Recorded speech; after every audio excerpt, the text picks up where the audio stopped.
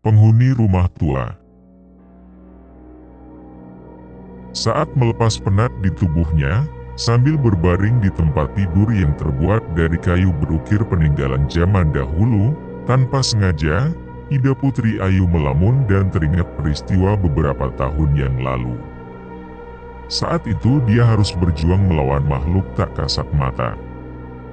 Ya, kali pertama di rumah ini, rumah tua peninggalan kakek dari ibunya. Ida Putri Ayu pun kemudian hanyut dengan peristiwa menakutkan saat menghuni rumah ini sendiri, kala itu. Di jantung pedesaan Bali, di Pulau Dewata yang mistis, berdiri sebuah rumah tua, rumah bekas kolonial Belanda zaman dahulu, dengan rahasia kelam.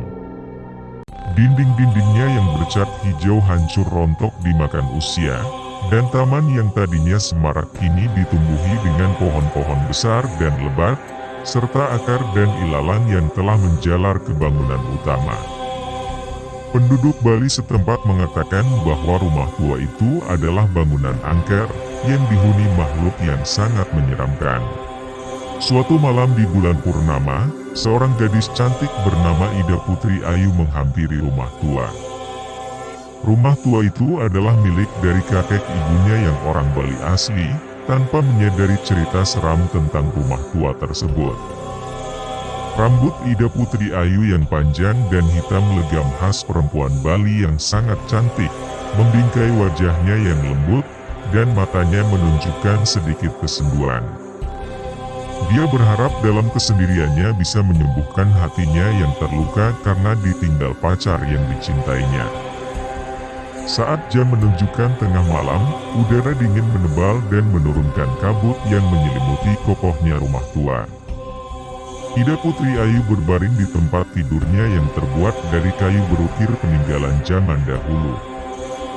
Bayangan sekonyong-konyong datang dan terpampang di dinding, dengan diiringi sepoi angin yang membisikkan rahasia melalui celah jendela. Dia mendengar langkah kaki berderap, mendekati kamarnya. Pintu berderi terbuka, menampakkan sesosok tubuh di bawah sinar bulan purnama. Itu adalah Leak, makhluk dalam cerita rakyat Bali, roh jahat yang memangsa makhluk hidup. Matanya bersinar seperti bara api, dan jari-jarinya berkuku sangat panjang dan runcing. Jantung Ida Putri Ayu berdegup kencang. Dia pernah mendengar cerita tentang seorang penyihir yang bisa berubah wujud dan berusaha mencuri kekuatan hidup dari orang yang masih hidup. Tapi Ida Putri Ayu bukan gadis biasa. Dia memiliki keberanian di hatinya yang sedang gundah. "Siapa kamu?" Suara Ida Putri Ayu bergetar. Leak yang menyeramkan itu kemudian menyeringai, memperlihatkan matanya yang sangat besar dan melotot, serta gigi-giginya yang bertaring tajam. "Aku adalah penjaga rumah tua ini, perwujudan kegelapan. Kamu yang cantik akan menjadi makananku malam ini, pesta pora untuk rasa laparku." Ketakutan Ida Putri Ayu berubah menjadi amarah. "Saya tidak akan menjadi korban kamu," katanya. "Tinggalkan rumah ini." Leak itu menerjang, cakarnya hanya beberapa inci dari wajah dan leher Ida Putri Ayu. Namun Ida Putri Ayu berbekal sebuah jimat kuno, peninggalan yang diwariskan dari generasi ke generasi. Udara bergerak karena kekuatan energi yang sangat dahsyat, dan mata Leak Bali membelalak karena terkejut. "Pergi kamu," kata Ida Putri Ayu. "Rumah tua ini adalah rumah buyutku. Aku tidak akan membiarkanmu mengambil alih dan menghuninya." Leak Bali kemudian melolong dan menggeram mengerikan, bentuknya berkedip-kedip seperti lilin yang padam. Leak itu kemudian menghilang di kegelapan malam, meninggalkan jejak desiran angin dalam kabut dingin yang menakutkan.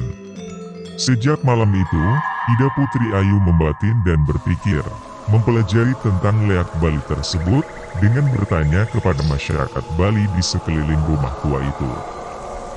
Dia mempelajari kelemahannya. Berbekal keberanian dan pengetahuan, dia membersihkan rumah tua, menebang pohon besar dan membakar ilalang, sembari melantunkan mantra pelindung. Dinding menyerap tekadnya, dan taman di sekeliling rumah tua itu pun kemudian menjadi indah kembali. Namun, Leak Bali yang penasaran itu tak henti-hentinya menggoda dan mengganggu Ida Putri Ayu. Leak itu kembali, malam demi malam, membisikkan janji kesenangan dan keajaiban. Ida Putri Ayu tetap teguh pada pendiriannya, keberaniannya tak tergoyahkan. Dia menghadapi makhluk itu di koridor yang diterangi cahaya bulan, matanya menyala-nyala penuh amarah. Lalu, pada suatu malam yang penuh badai, Ida Putri Ayu menghadapi Leak Bali itu di halaman rumah tua yang halamannya sudah menjadi asri. Petir menyinari bentuk Leak Bali yang menyeramkan, dan Ida Putri Ayu kemudian menggumamkan mantra kuno. Makhluk itu pada akhirnya meratap, wujudnya larut seperti asap bercampur kabut dingin malam itu. "Kamu tidak bisa mengalahkanku." Leak Bali itu menggeram. Ida Putri Ayu tersenyum. "Ketakutan adalah sebuah pilihan," katanya. "Dan aku memilih keberanian." Dengan semburan cahaya terakhir, Leak Bali itu pada akhirnya menghilang di telan bumi, hanya menyisakan gema yang tersisa. Rumah tua tetap berdiri tegak dan kokoh, dindingnya membisikkan rasa syukur. Ida Putri Ayu kemudian menjadi legenda, seorang gadis berparas cantik yang mampu menjinakkan Leak Bali. Dan setiap bulan purnama, dia duduk di beranda rumah tua, menatap ke dalam kegelapan, membatin bahwa keberanian adalah senjata terhebatnya melawan hal yang tak terlihat. Namun terkadang, ketika angin menderu-deru, dia bertanya-tanya dalam hati kecilnya, apakah mungkin Leak Bali itu masih melihat dari balik bayang-bayang, menunggu kesempatan untuk kembali.